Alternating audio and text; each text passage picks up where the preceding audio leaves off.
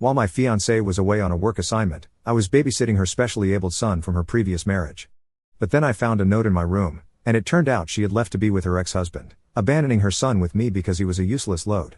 2 years later, she returned demanding her son back, saying they were ready to be parents, but I told her she didn't have a son anymore. 2 years ago, my ex-fiancée, Sarah, 30 female, abandoned her specially abled son with me, 29 male, and eloped with her ex-boyfriend, Ethan, just a week after we got engaged. By then, we had been together for 3 years and had been living together for 6 months.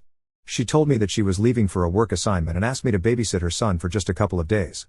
And I was fine with that because if we were going to get married, I would have to learn to be on my own with him anyway. He was not much trouble anyway, and I really liked him. So I agreed, but then 3 days passed and I didn't hear anything from her. In the beginning, I had assumed that she must have been busy with work, but then almost a week passed, and I still didn't hear from her, and that's when I started panicking. I tried to call her family, but nobody answered, neither did her friends. Everyone had just blocked me, and she had also deactivated all her social media accounts and blocked me everywhere. So I tried to contact her workplace, and they told me that she had quit her job a month ago, and they hadn't heard from her since then. That's when I started to think that she might not be coming back. But I still had her son with me, so I was holding out hope that she might find her way back and we might be able to fix everything. But then, a couple of days later, I turned the house upside down to look for anything she might have left, like a clue or something to show where she might be. And that's when I found a note under her side of the bed that I hadn't checked before. It had been stuck on the bottom of the mattress, so I hadn't been able to see it, but it was basically a letter to me telling me that our relationship had been a mistake and that she had been cheating on me with Ethan on and off for the past 3 years. The only reason she had even proposed was because she thought that this would finally get her to stop seeing Ethan, but he ended up proposing to her a couple of days later after he found out, and they decided to get away from this place and start again somewhere new and requested me not to try and find her.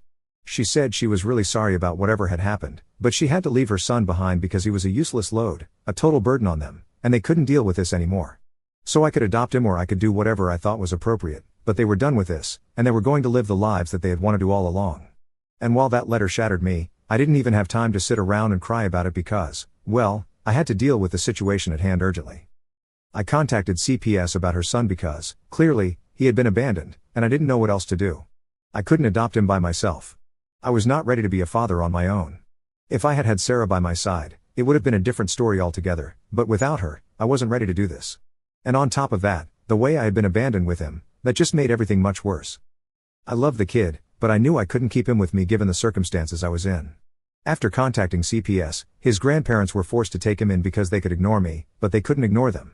However, they also made it very clear that they were not ready to take up this responsibility. So, eventually, his maternal grandparents took him in, and he has been staying with them ever since. And since he was safe and sound afterward, a couple of attempts were made to track down the parents for a few months. But then, since this was really not that important of a case, they gave up. Clearly, Sarah and Ethan did not want to be found, and even if they were found, they would probably not want anything to do with their son. That had already been made clear by the note that they had left. About a year after they left, their parental rights were terminated by the court, and Ethan's parents were declared as legal guardians. I have still kept in touch with Ethan's parents, and I know that the child is in good hands, and that works for me.